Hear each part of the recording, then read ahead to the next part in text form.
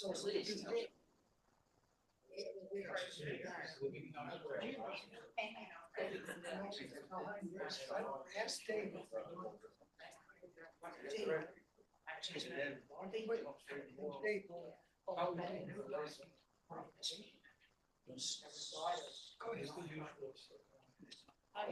ready?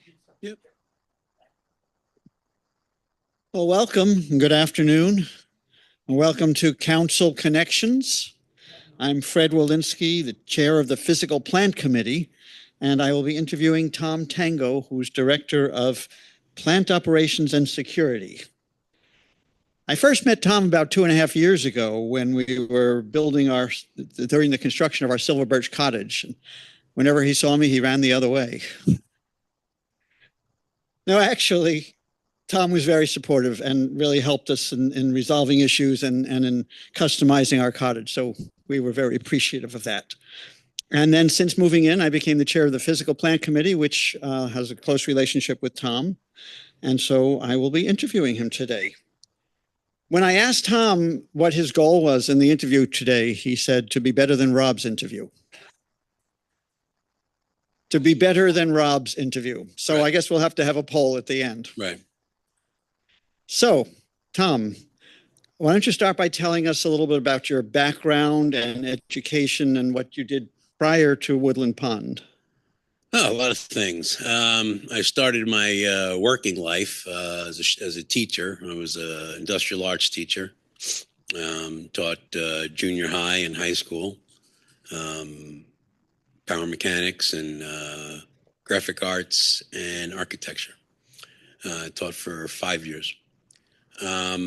Then the school I was at, they had cutbacks, and so I was out.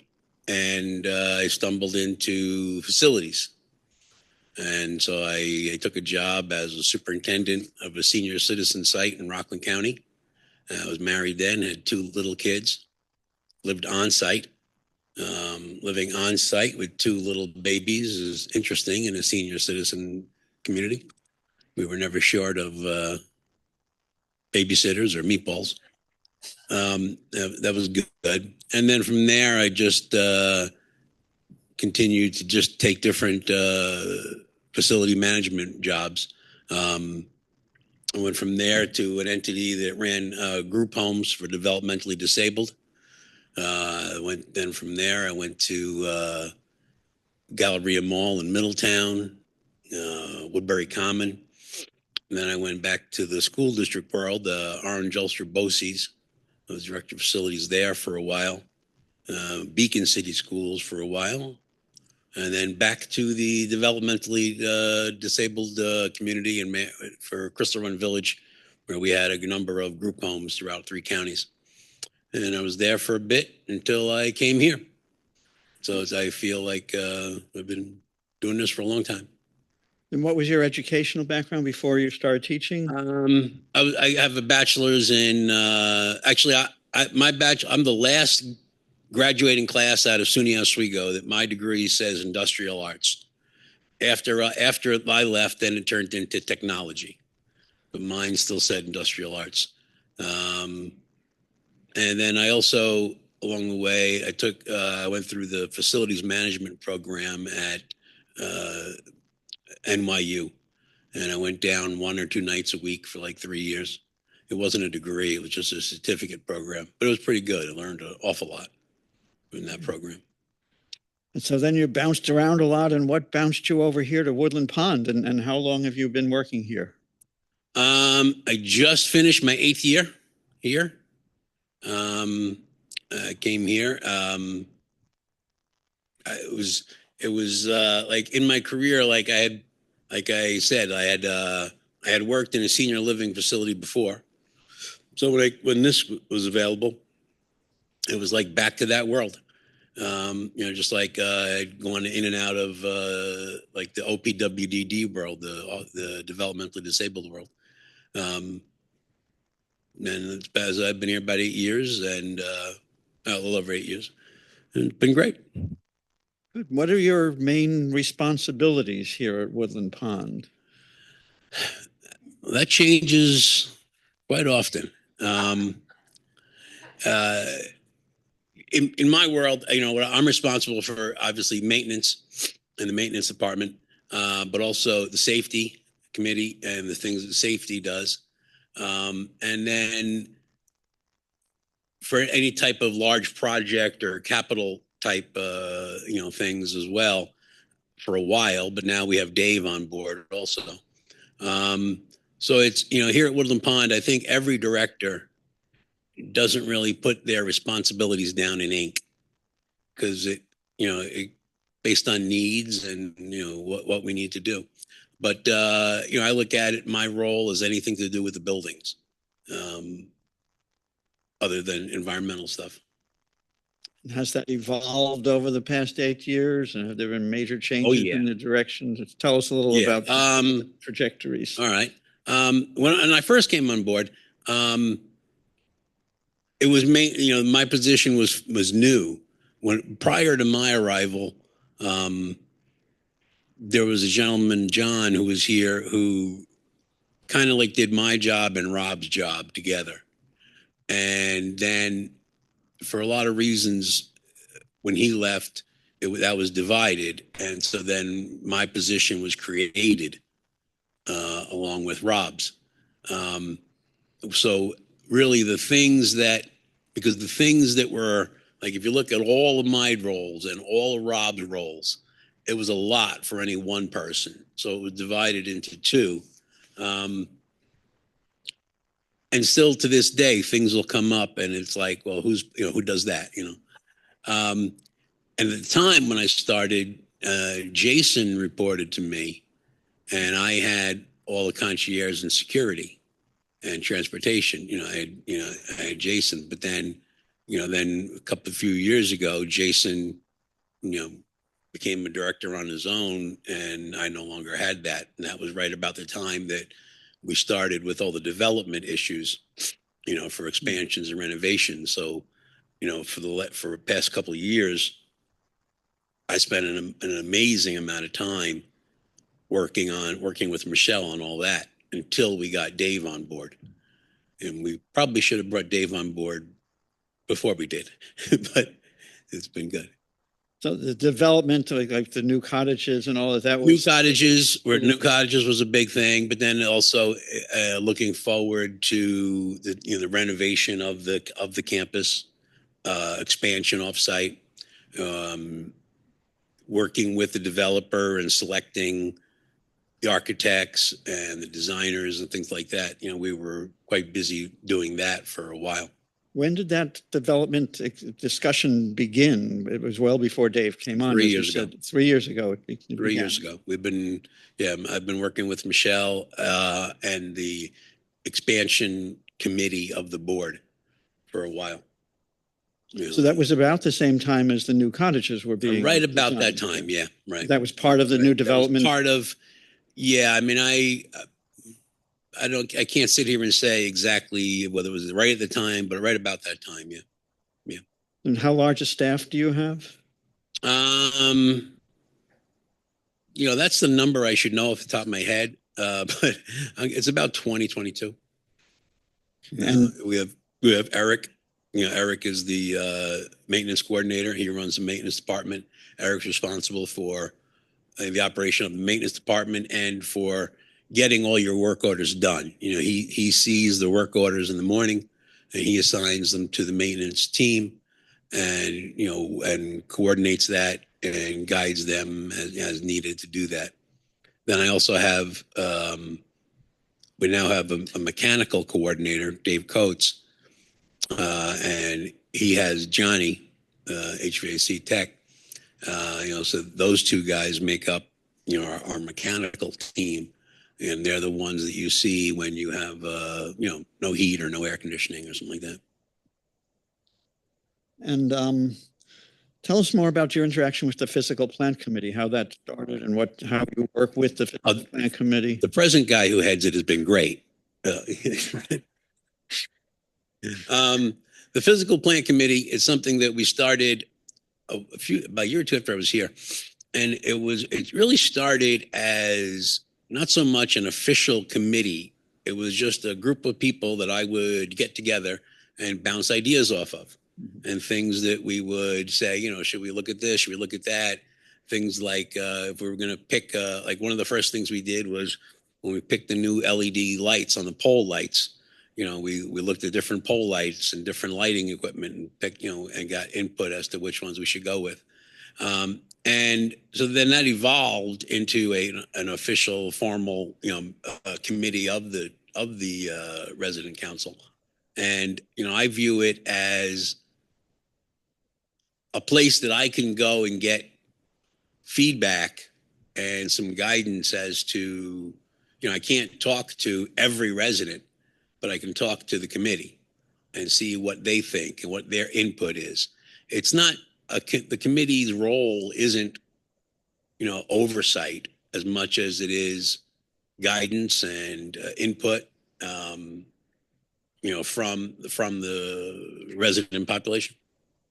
We listen to a lot of what you are doing and Mhm. and just give you feedback and Right. comments and ask questions, which then lead you to other investigations areas, right? Right. And I won't ask you who your favorite chair has been, but um, what's the most difficult part of your job?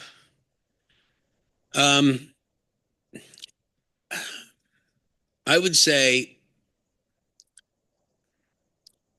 if you have 5 Woodland Pond residents in a room, you have 6 opinions. And it's not Woodland Pond per se, it's just people. And so it's hard sometimes to make everyone happy. A perfect example is room temperature. You know, so things like that. And here at Woodland Pond, not in all of Woodland Pond, but also my department, I would love it if I could make everybody happy. I would love it if everybody was comfortable in every room they were in all the time. I just can't do that. Like I say, I've worked a lot of places, a lot of different facilities. I have never worked anywhere busier than this. Shopping malls at Christmas time are not this busy. School districts a week before opening are not this busy. This is just a busy, busy place every minute. There's like a lot of incoming. It's like, every day, there's things that like, I say to myself, all right, today I'm going to do this. The chance of me getting to that is pretty slim. Just walking through the halls, 5 people, ask questions. It's just, there's just a lot of things that happen here, just due to the population. This population is people that live here are some very knowledgeable, busy people who want things and know how to do things and have a lot of questions, and that's great. It keeps us busy. And one of the things I appreciate about Woodland Pond, about being here, is I have been in spots where it's hard for the person in my role to meet the demands, like just due to either financial constraints or staffing constraints or something. And that's hard. We're fortunate here at Woodland Pond that I do have the ability to, I have the ability to attain the objectives that we want. I can, we can do what we need to do. I'm not saying that, it's, blank check, but I'm just saying that we do have the ability in funding, in budgets, in staffing. I do have that ability, and that's interesting, and it also adds to the busyness, I guess. But it's been good. Is there anything that is the easiest part of your job?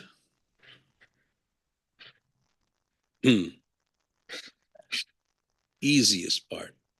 Well, I would say, in all seriousness, back like what I just said. In other words, I've been in a place where I've worked in places where, we didn't have the ability to change light bulbs sometimes, and it's been hard.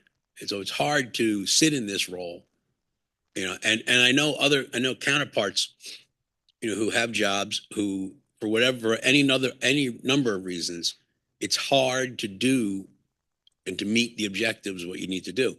So here it's enjoyable when you can have an idea, like the trail, for example. Like the trail is something that some residents have been campaigning for, and it's something that we always wanted to do, and we had the ability to do that. So it's pretty enjoyable to be able to stand back and have this that is done, and to know that the benefits that came from it, how many people are enjoying it, that's pretty enjoyable. I like that part of doing things. Or if or when things go wrong, like maybe there's a flood, or maybe there's no heat or loss of power. It's enjoyable to know that I can come up and we can get here and we can solve it. And I can solve what the issue is, whether it's we lost heat in a certain area, or we lost power in a certain area, and if we can get here and get your life back to normal. Not sounding corny, but like as I drive away, it's a good feeling that, like, the efforts we put forth, resulted in something positive. That's good.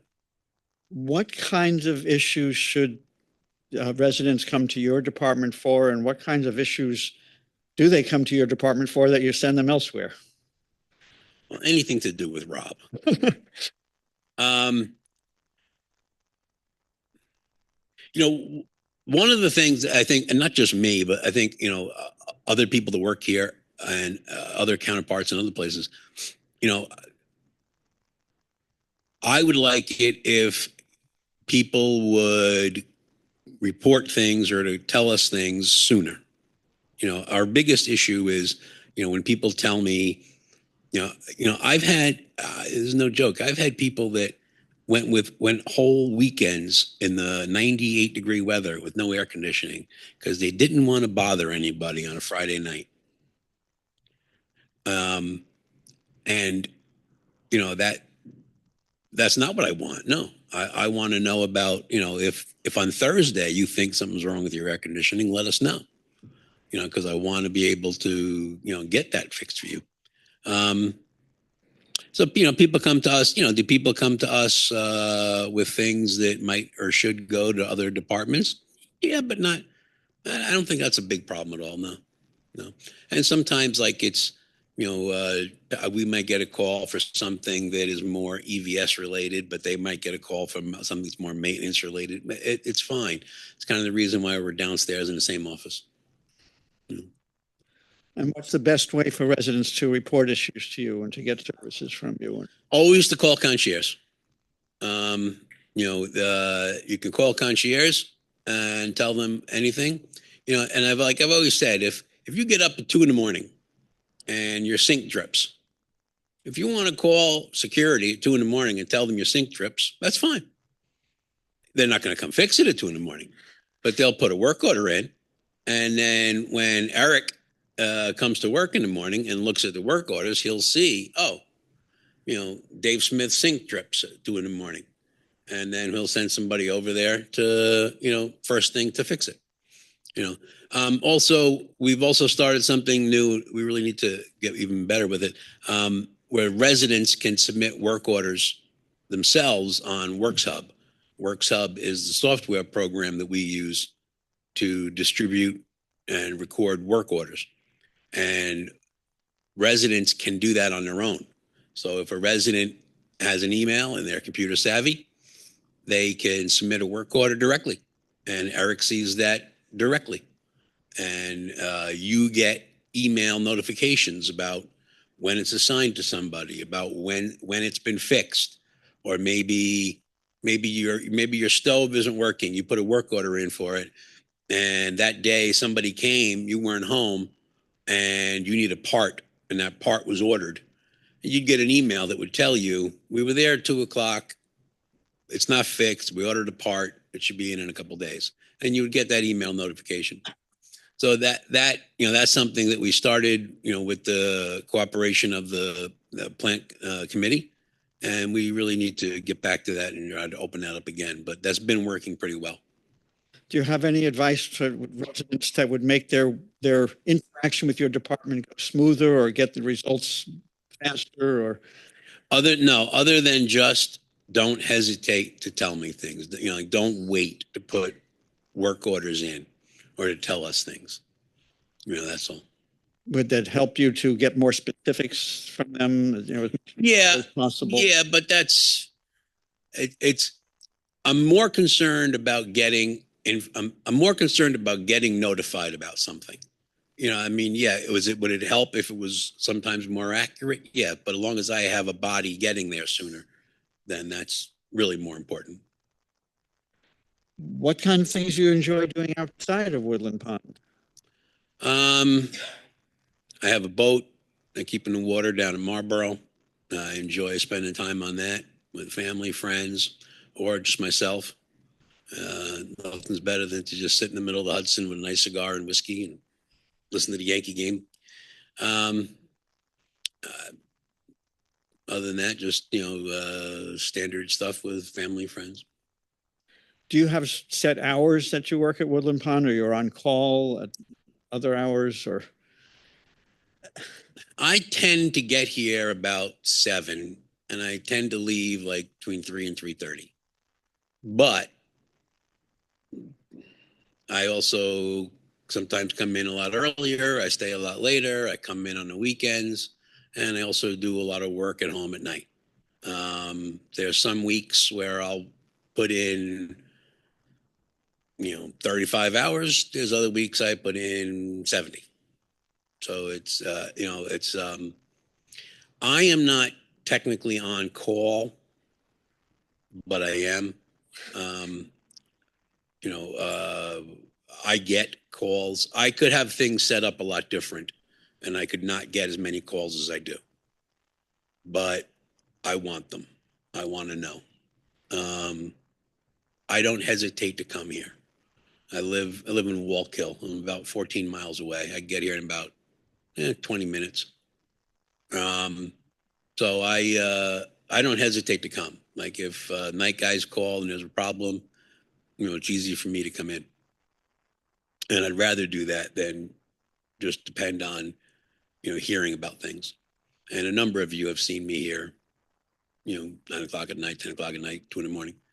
And that's just part of, if that's not what you want to do, then this isn't the right job. So they do call you, the concierge or the security calls you at any time if there's any emergencies? I get more calls. Those types of calls I get more from my guys that are here. Uh-huh. Like if the night guys experience something, they know what to call me with and whatnot. And some things I do come in, some things I don't. Or Eric will, or I will, or but it's working here is a kind of thing where, like I say, sometimes it's a lot of hours and sometimes it's not. So, is there anything about you that you think might surprise residents?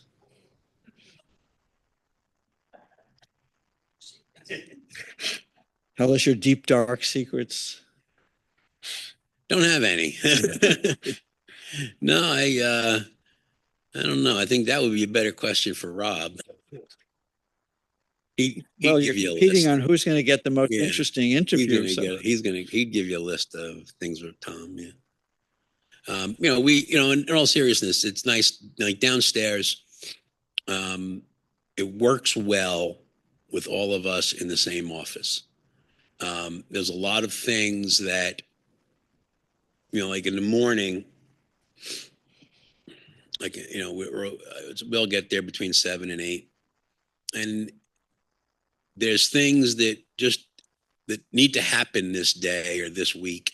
It's discussed and everybody knows it.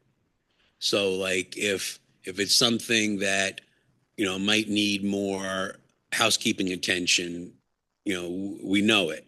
And it's also why when Dave, the project manager, came on board, his office is down there because as renovations start, it's not so much like Dave doing the renovations. It's like everybody down there is. And we can all work together about, what needs to happen that day. It's just like the maintenance guys in the morning when Eric assigns work orders. It's very, like they come in at 8. They don't really leave the shop until about 8:30. But you see them like from 8 to 8:30 as they're looking through their work orders, like they'll say to each other like, oh, I have to go to Mrs. So and so, and I have to go to Mr. So and so for this, and the other maintenance guys will say, well, if you go there, just don't go till 9 o'clock. She's not up by then, or if you go there, just make sure you don't let the cat out, or it's like, and there's a lot of information that's passed that's pretty valuable information.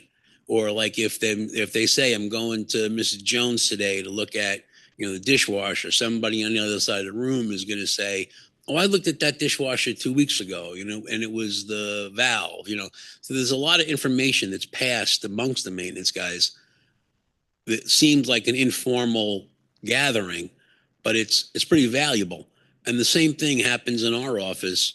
There's a lot of information and discussion that happens that might seem like we're just drinking coffee and goofing off, but there's a lot of information that really helps us all do what needs to be done. Then there's Rob, bragging about the Cowboys and stuff. Well, if you won't tell us your secrets, I have something that I think will surprise people. We have something in common, Tom. You all know that I won the ping pong tournament here at Woodland Pond. And Tom, I understand that you had been a ping pong champion at one time as well. Yeah, that's true. In college, I was off-campus champ in ping pong for a while. And then some Chinese exchange students came and beat me pitifully. Wasn't even just a little bit. So, but yeah, for a while I was off-campus champ until somebody good came. So we'll have to have a contest sometime. Right. You and me. I haven't played since, I don't know, 86. Yeah. Well, I hadn't played in a long time until I got here either. So does anybody have any questions for Tom? I'm going to pass the microphone.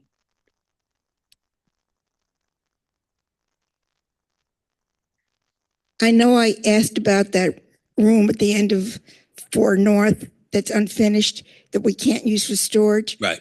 Could we put skylights and use it for ping pong or an all-purpose game room? No. Oh, well. Cannot use it for anything. The attics.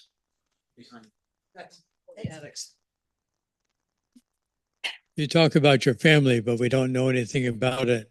Is something is that a right. surprise to us? How many grandchildren do you have? All right, I have 2 children. My daughter, she's 32, lives in Manhattan. Very, very successful in the financial analyst world. And my son, he's a engineer. He has a degree in naval architecture. He works for a company traveling all around the world at various naval bases. We're going to Japan next month. He lives in Brooklyn. He's engaged. My daughter was married, and I think she'll be again soon. I'm divorced many years. I have a significant other that I've been with for about 13 years now, but I have my own house. She has her own house. I have my own house and she has her own house, but we're together. I highly recommend 2 separate houses. So would she. And that's, I see my kids a good bit. They, like I say, they both live in Manhattan, and she has kids that we also see a great deal. Oh, then she has a granddaughter. Yeah, that we spend a lot of time with. This is a comment, not a question. I came here late in COVID and came episodically because I was waiting for COVID to end and then move in. Mm. I had contact each time I came only with maintenance. I would come with a car full and they would take things up to the apartment. I'd park. We'd meet at my apartment. We'd interact for 5-10 minutes. And that was like weekly for 6 months or so. I had a very strong impression, the way many people who tour here do, about the warmth of the staff. Unpracticed, natural, warm way I of very much agree. Yeah. being in this community. And we talk a lot about this being a community. We're not in homes and we're not in apartments. We're in the Right. community together. And they're part of the community. It's one big community. Right. And you can sense that from both directions. Yeah. And I want to say in particular, even though maintenance staff has changed some in 3 years, there's a lot of very nice guys who, I don't think there are any women that I see upstairs, Right. who work in that department. And whoever's in charge of that should be proud. Thank you. Yeah.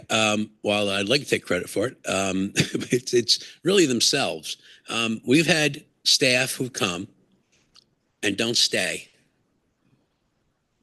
because they don't fit in. And the ones that do stay have that attitude.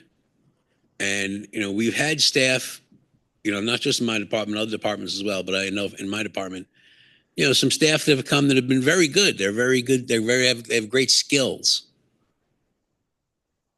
But they just don't have the attitude that they're working in somebody's house. And they get ostracized real quick.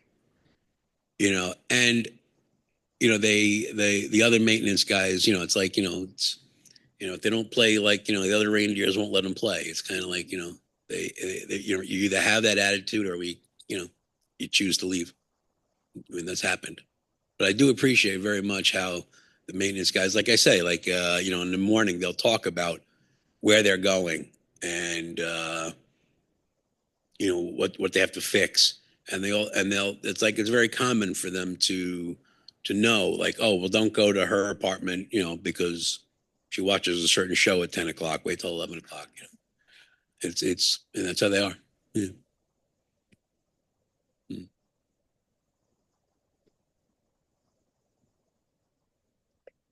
On that same note, I had a very nice experience last week where I turned on my heat and my fire alarm, the smoke alarm went off. And within a minute, somebody knocked on my door because he happened to be walking by, a maintenance person. It was a coincidence, but it was really very reassuring. Thank you. And it happened several times, and he was very attentive and reassuring, but within 24 hours, the problem was solved. Yeah. I really did that.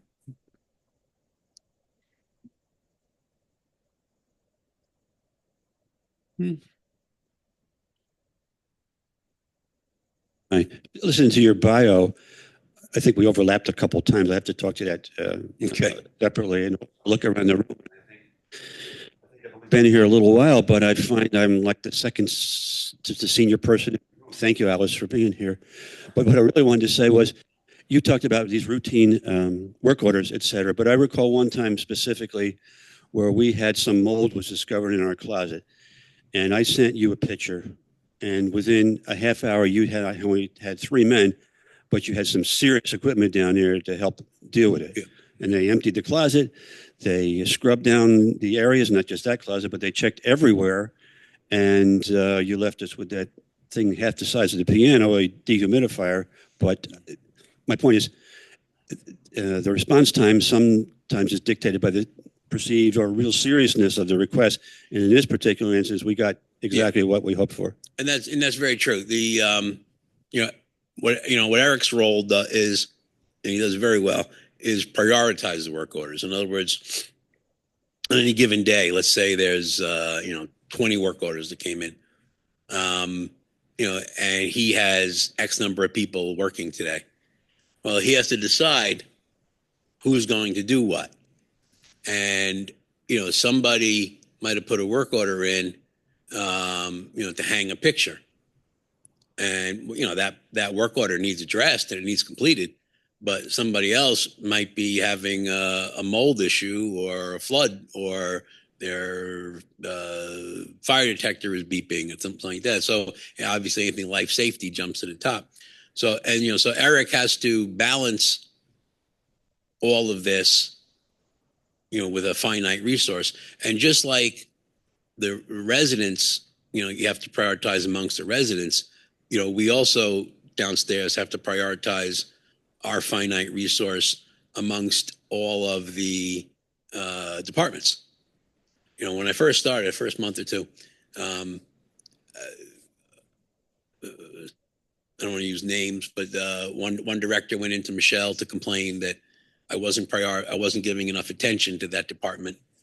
And so she called me in and she said, well, that's the most important department here, sorry. The next week, another department went into her to complain I wasn't giving enough attention to that department. And Michelle said, well, that's the most important department here. I was like, all right. And then another day, another thing. And Michelle said the same thing. And she goes, you got the point? It's just, yeah. And that's how it should be. Every director is an advocate of their department, as it should be. And that's how it should be. We have a finite resource to apply to all those tents. And so we have to do that and apply that to the residents as well. So there are things that might seem like it might take a while, but then because there's other things that we do have to jump on right away. And we've had a few issues here in recent, other years where, we've had floods and things like that. So.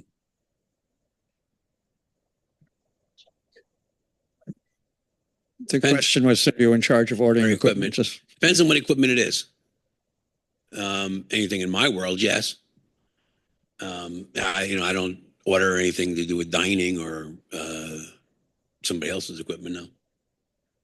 What's that? No.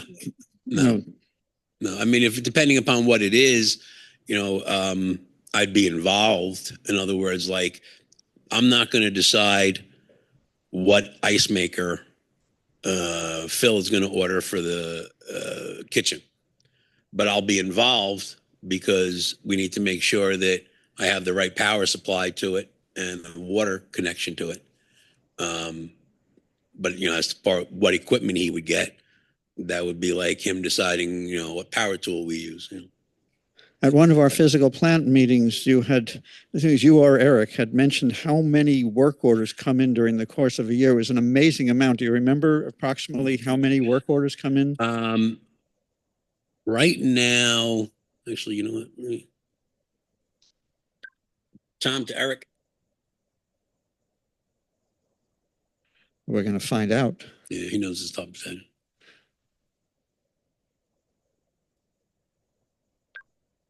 Tom to Eric. We do a little bit ago, a couple months ago, we were up to like 9,000 for the year already. Okay. I mean, we average like 2,000 a month. So an average of about 2,000 work orders per month. Yeah, and that's average. There's a couple more questions, and then we'll wrap it up. Yeah, well, we moved in here about 3 years ago, and want to comment on the skill of the workmen you sent up to the apartment to do some of our jobs. That was very good. But I got one question, and that is, I'm a little puzzled about how you and Rob overlap. For instance, Rob is responsible for cleaning the windows, but you're responsible for cleaning the outside of the building. Is that a fair statement? Well, are there other areas like that need a little clarification? I don't know if it needs clarification. I mean, it's, I think, like I say, I think one of the things that works well at Woodland Pond, not just with us downstairs, but there's things where, I think there's always going to be things that between any directors, there's things with Jason and I about where the line is. There's things with dining. I mean, there's things with anybody. So it's not, I don't think we necessarily have to have, very clear, very finite lines. Yeah, I can understand basically if it's broken, it's your job. If it's dirty, then it's his job. If it's going well and people like it, then it's me. If there's a problem with it, then it would be Rob. I don't see the problem with that. No. I know you do a lot of writing of requests for proposals and contracts and Correct. hiring people and putting out a request for this job or that job. And you haven't talked much about that, but I think that takes a fair amount of your time. Oh yeah, no, and that's part of what I do. In other words, whatever, if we're going to bid something or get a proposal for it, I'm the one that puts that together and administers it. That's like a carryover from my school district days where I'm just used to doing that. I just wanted to observe and let you know that it talked about getting inputs from residents. The light bulb exchange and the recent activity with the lightning arresters were suggestions coming out of the resident or out of the physical plant committee. And I think the author of that is Rolf, and you should take a bow because things were done. And I also want to compliment you. You do use residents to your advantage. I am an example of that, having to go to Jefferson's Ferry, driving along, enjoying what I thought would be an interesting day. Found out the only reason I was there was they needed a third person to get in the lane. And he was fair to share it with me. So I knew where I stood. Thank you, Tom. That's correct. Right. And Tom did a fine job of being that third person. Yes. Tom, I think the 9,000 work orders are from us. No, only about 8,800 of them. Yeah. But what I wanted to mention was what a great job I think Eric does. Because if you put in a work order and don't hear anything and you email him, is he out there? Eric. For Ah, a second. Here's Eric. Eric, off the top of your head right now, how many work orders are we up to for the year?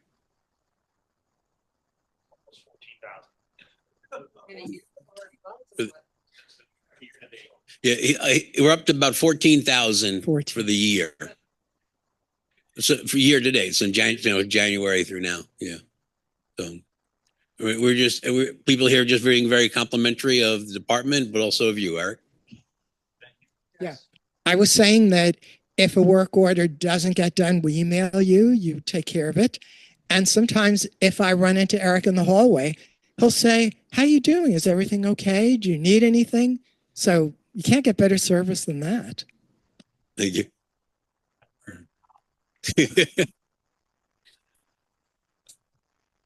Yeah, so 14,000, and this is the 10th month. Yeah, about.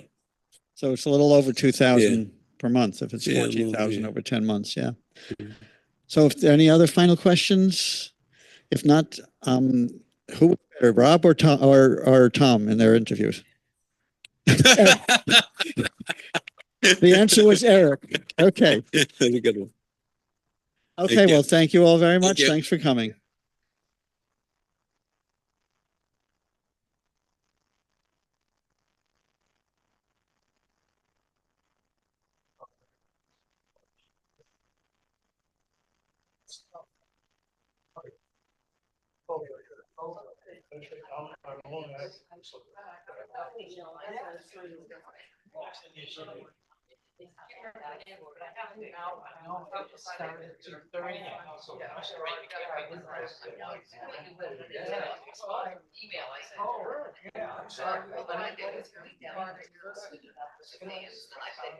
Are you going that way? Or that way?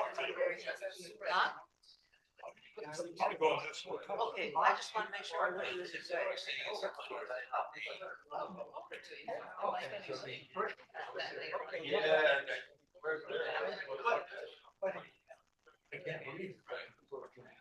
All right.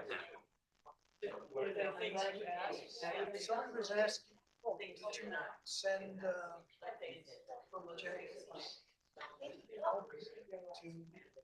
He was talking about ball throwing. Oh, I don't know what's going on. According to Susan, they were just gonna start making the things two apart. Well, I thought that earlier, but I don't know if they're throwing mud or what. I told Susan, something's going on at home, but she hasn't, so I guess they're not doing it. And when I said, I don't know, but I was holding information. They left, so I don't know. I still don't. $50.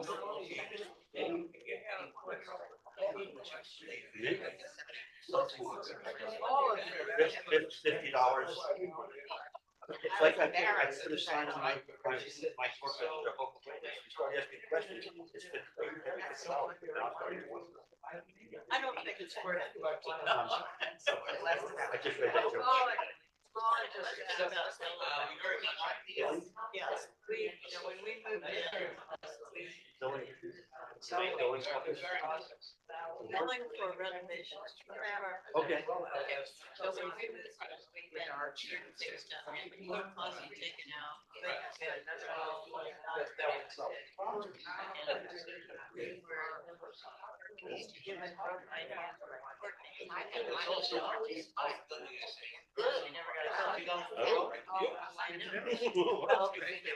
I'm saving this, I'm your family money. I'm keeping the money.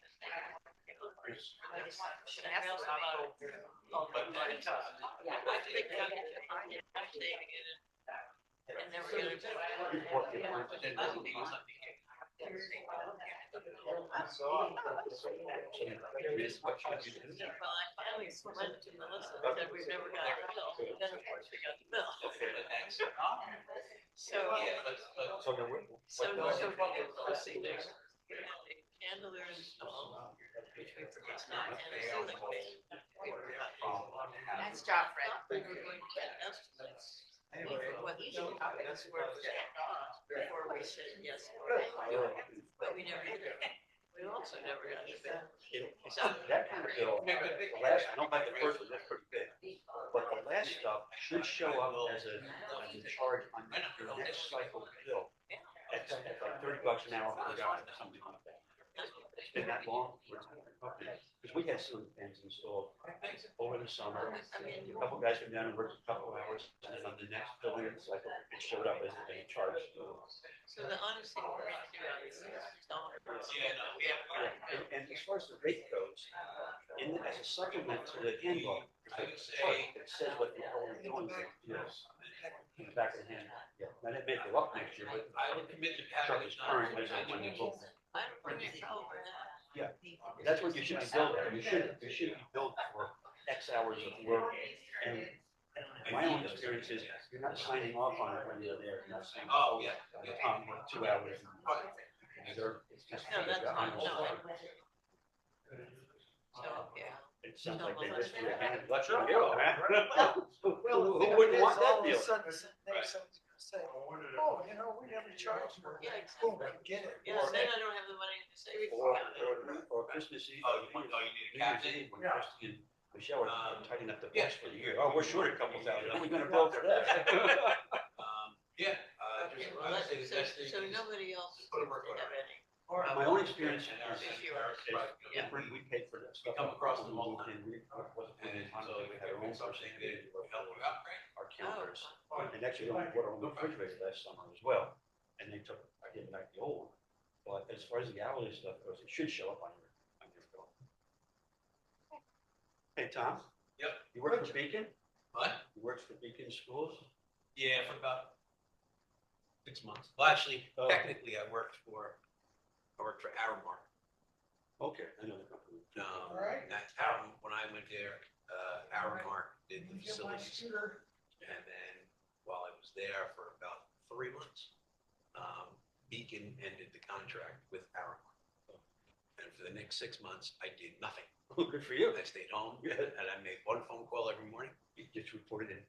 And that's all I did. Yeah. A friend of mine was the superintendent over there. Oh, I worked for you. Yeah. We called him Vicky when we were growing up. His younger brother was a good friend. no, Vito was, I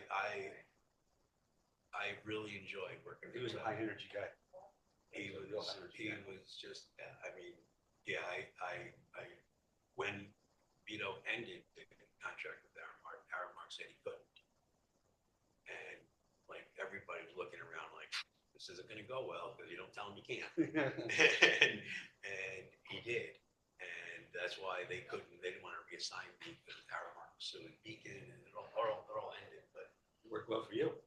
Oh, well, yeah, and then the only thing was then I was talking with Vito at the time, and I wanted to stay there and work for them direct, but because I worked for Aramark, I couldn't. Not compete. Yeah. One of those things you couldn't go back and write. Yeah, so otherwise I would have. It was great. Yeah, but I worked that when I was there. They just opened the new high school. That was good. Vito. I heard he was a tough guy to work for. I took a couple of teachers said he was tough because he was a teacher. There were people that worked for him 20, 30 years. And there were people that worked for him for 6 weeks. Yeah. Okay. You know, and that was it. I mean, like he didn't play well with like all the teacher union stuff. But he was. I liked it. I enjoyed working with him. Do you know he's John Casey's cousin? No, I didn't know that. Yeah. When I got talking to John, found out he was from Newburgh, and he said he was related to the series. And I said, well, I went to school with Patrick. He said, yeah, I knew Patrick. He's my cousin. I said, I have a younger sister. We got the older brother. John said, yeah, they're cousins. I don't know in the Italian family whether it's first cousin, 10th cousin. Yeah, right. They're cousin. Yeah, I haven't seen him. Not nor me. Well, I actually used to see him. We used to do some 5 and 10K races. Yeah, he was. Yeah, he was. Yeah. I remember. I used to see his father. Yeah.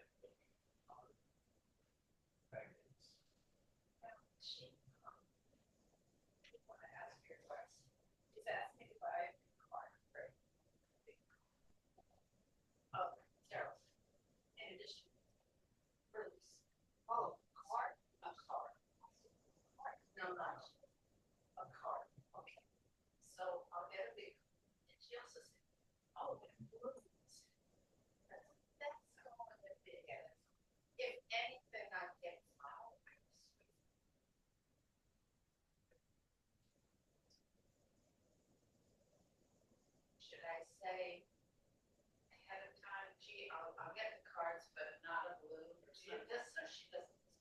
Yeah, I mean, there are balloons at Tops. I did order Tops. I'm gonna go pick it up Saturday morning at 9 o'clock. I could get a balloon. I think that people are Carol, that's my feeling, and it's easier to hide a cake than it is to balloon these days. I see. I'm sure I'll get a card, but I'm not. Balloon question mark or something like that. I can. Should be thankful that you're good. Well, I really don't mind doing it. I mean, that's why I thought really it would be nice just to acknowledge it. That's not. Yeah, it's not as though we acknowledge everybody's milestones. Exactly. Lisa was integral to the beginning of all of this. So one of the things I was thinking of when I was thinking, gee, we're in the park, we've actually, we are third concert in the Albany area. I think Kathy's been, or maybe it's Linda, somehow, with the two of them, have been instrumental in getting all of those scheduled. Yeah. And at the very beginning, Carol was saying Lisa was going to be scheduled with all these concerts. She's not. She did arrange for us to practice it, Washington. But she didn't arrange any concerts. So right after that, she might go and the rest of that. She does, and she got kind of wrong. So all kind of stuff. She said there's no way. I just don't think she had the time to do it. So yeah, that was done. But else. Right.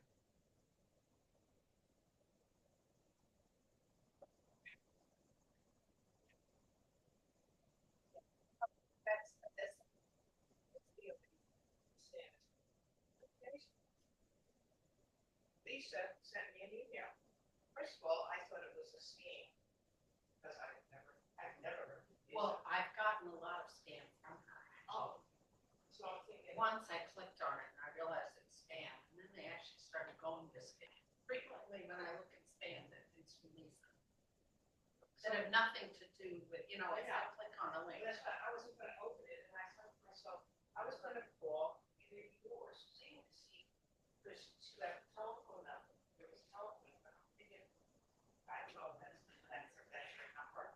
And I thought maybe you or Suzanne, I had called her, or then called her, and at some point I thought, I think I might have it. Because when we were going to her house for practice, I think I took her telephone number, and she got lost or something.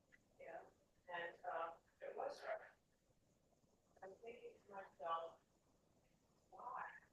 But she told me to call her, but they didn't tell me I'm no longer in the books. Oh, no. Why would she be calling me? And it was to nobody else, just to me. I started getting very paranoid.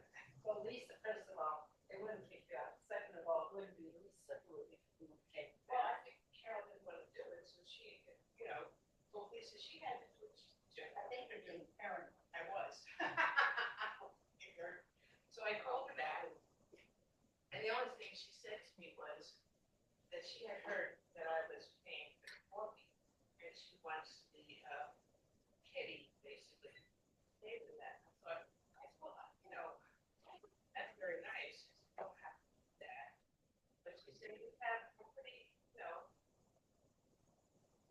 much, she said, I think was her terminology, in the kitty. So she's going to give somebody, either you or Suzanne, it's like $100 that I can use for them. I don't know how much the quality and stuff is. I have to ask Angela. It's on my monthly thing, but I haven't looked to see what that is. I don't know if it's nice, but somebody must have been. I realized it wasn't me. I haven't communicated with anybody except for Carol about the cake. Yeah. And Carol did say she'd reimburse me for that. Well, let's see. Well, she did. Oh, yeah. I asked Carol, so if you want coffee, and she said yes, and we're going to pay for it. Okay, good. So That's fine. That's nice. now I just realized I don't have days. Must have left it at home. So I'm going to run home and Mary's back. yeah, I'm going to take this. Then, Oh, okay, fine. and then I'll just bring it back. The only thing I have to tell you is one side has the ribbon seams. Okay. I'll be back. Okay.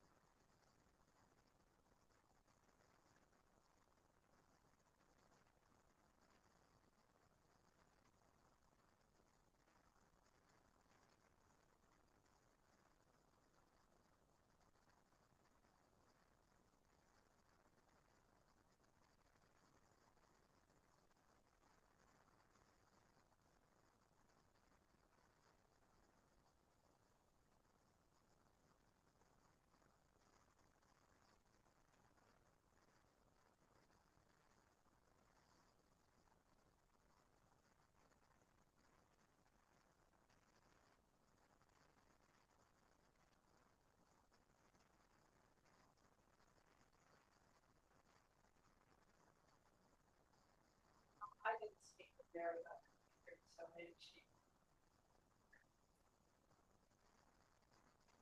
Right.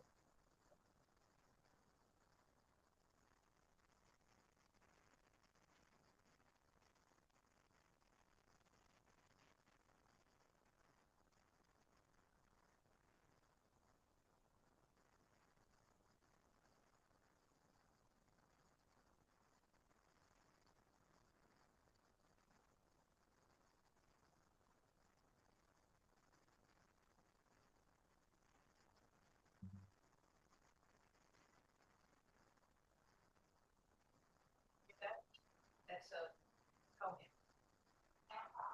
Should be loud though. But you know me, I like the bass loud.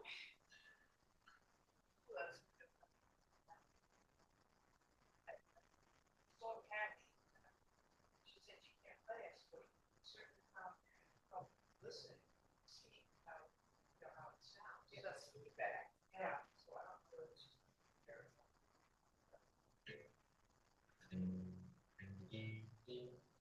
So I got a text from Ina. She's hoping within 10 days she'll be back. Well, I know what they had set up. Well, she did it for October.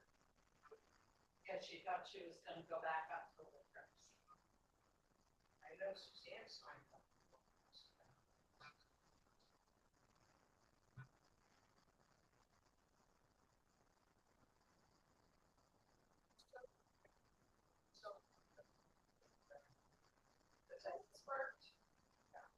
The fact that Jenny Esther was there back when I was away, made a big difference.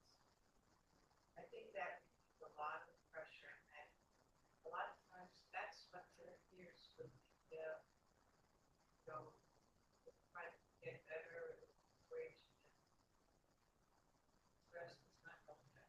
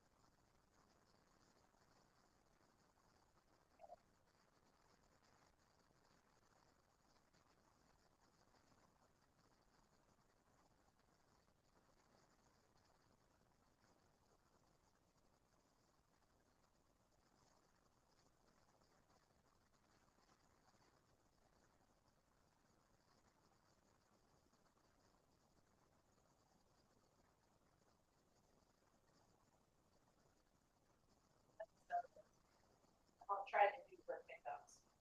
Anyway. 1, 2, go. 1, 2, 3. 1, 2.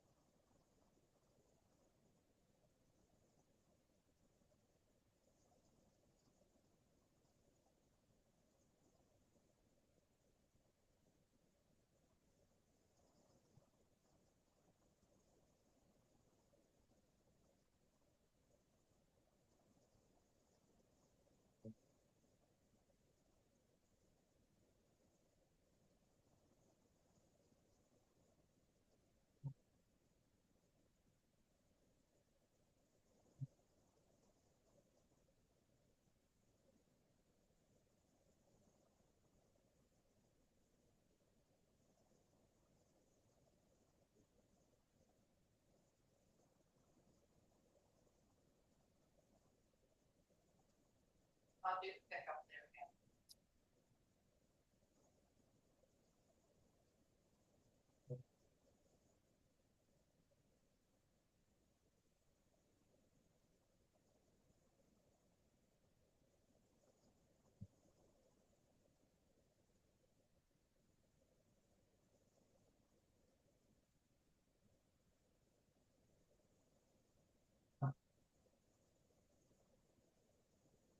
Okay, you go ahead and start on 69. I'm not gonna try to play the next part there. And then I'll come in the middle of the measure. 68. 68. Ready? Yeah.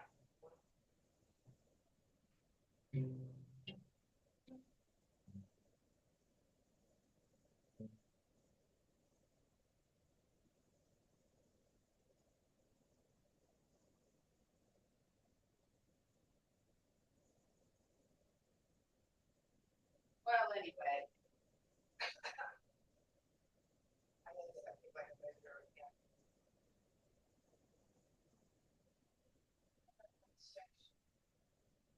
Okay, starting there. Well, either at 33 or no numbers, where everyone starts somewhere in that area. Okay, let's start.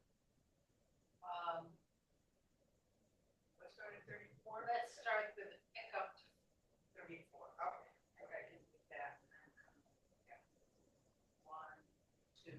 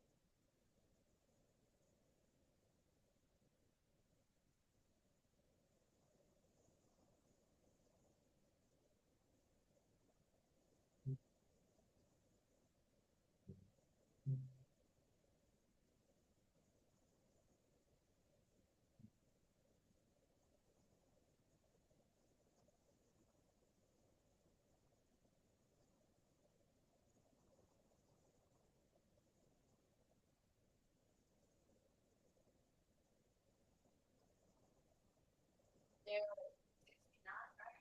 No, what was done? Oh, you know what? I probably.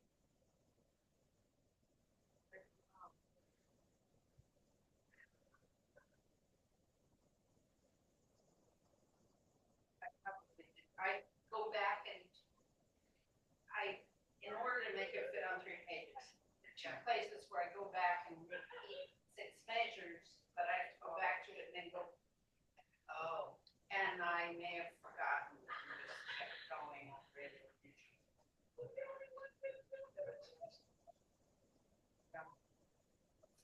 It's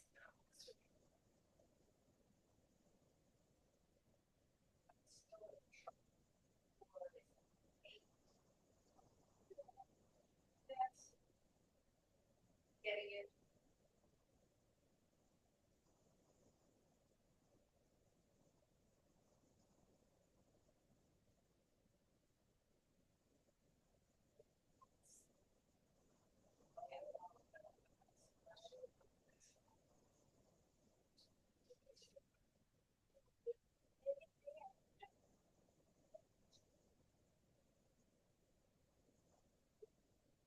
By Nate? No.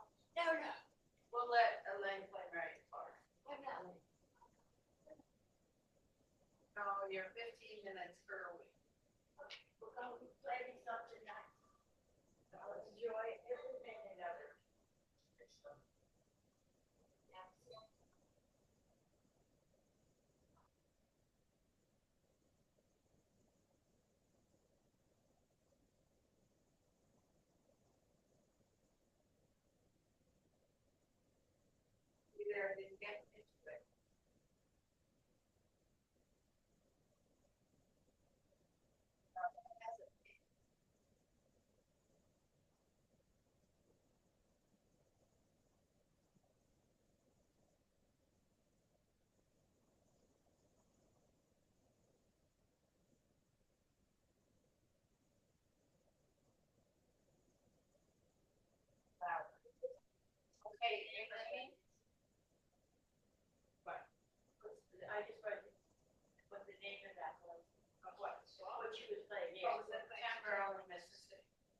Elaine, would you go over there and listen and then tell Flo to turn up her bass?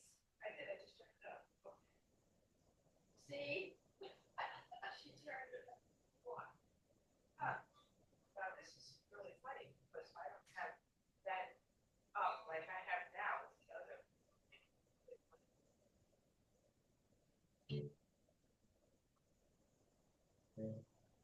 That's good, yes.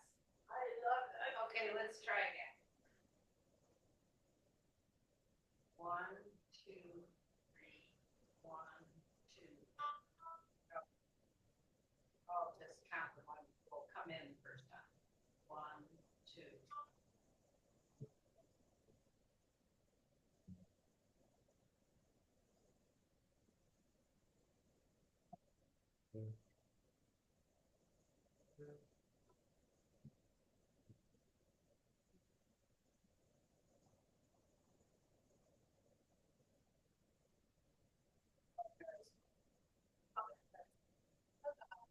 Okay, let's do measure A.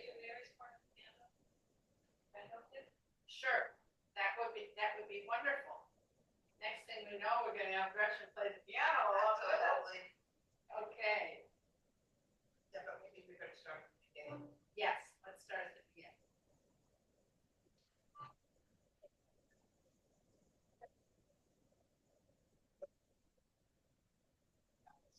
Are you ready? I'm ready. How much you ready? What are you going to count by? What, 1, 2, 3, 1, 2.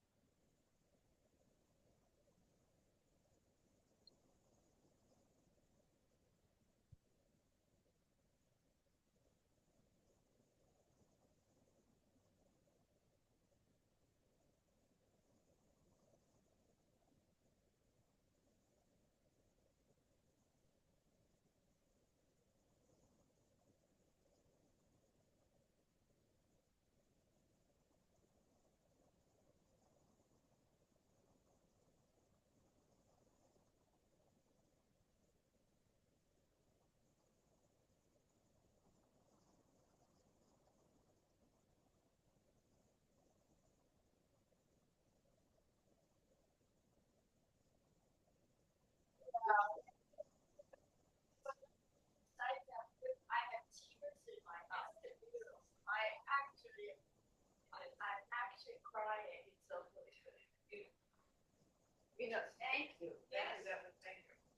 So you're married today? Well, I heard lady. Yeah, I realized. Well, Joe was trying to do the melon. I was trying to do the pickup and then that was throwing me off. Thank you, ma'am. I was just thinking ahead for the rest of the month. The concert comes on a day that I'm trying to get the newsletter out. So anything you can do to get me the program info for that sooner than later, then I can get that underway and the draft ready. And Are you going to be here? yeah, but I'm saying the day of the concert is when I'm running the newsletter and the whole last week, I'll be trying to get that out. So if we get the program, Program done ahead of time. by next week, Or at the least get the Monday. draft ready. I've been writing down the songs as you're playing it, but I don't have all of them. But you also, but I also need give the you info about a range of things like that. So I have the template ready and so I can. And the words on the ones that we're doing as. And I have all the words done. That Mary, for your sing off. For all of them? She gave me 3 lines of it. Spot on with poetry. Oh, she. No. That it's Daisy, Nancy. Michael wrote the order, sure. Okay, Those give me are the those three. 3. That's it. I just need to know where they are in the program. Yeah, okay, then I'll get that off. Next week is good. Mary suggested that we actually switch the last 2, the and the Black Mountain Rag. She thought that was like, okay. And the spot of Pony and Vice J before that. I actually felt like that idea very much there. They're going out. Yeah, on a high. Hopefully. Tapping their feet, right? Yeah. I understand Kathy is going to be out of commission for a while. Cynthia's not coming today because she's been, meeting all day.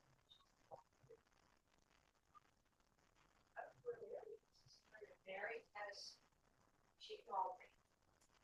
Has Cameron coming for a technical issue. She says it's too complicated to get it.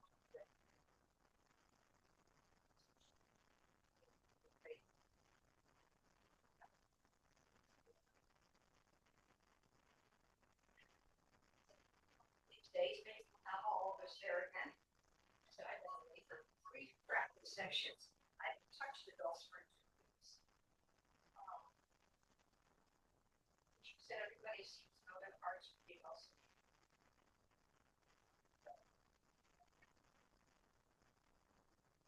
Yeah.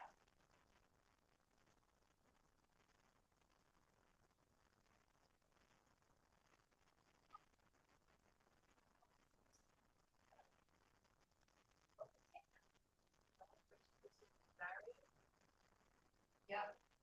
I expect her. Has she been coming?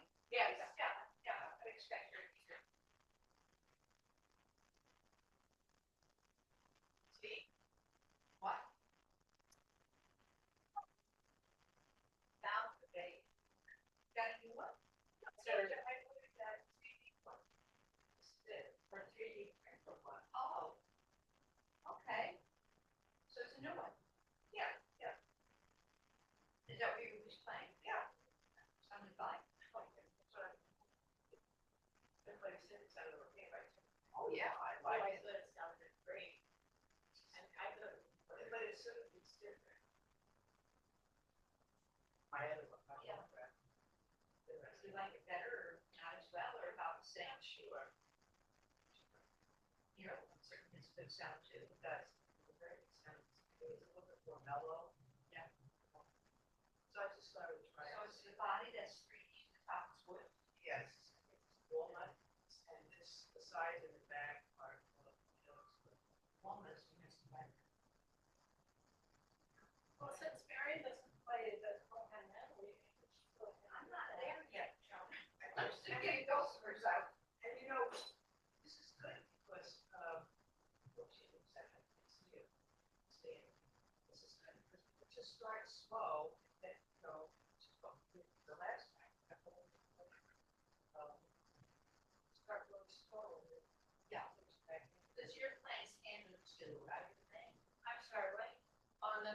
mentally, are you standard two? Yes. I'm failing. That's what I'm doing. We're gonna play on the slow side. And what, however, depend on you for standard two. Okay, good. Because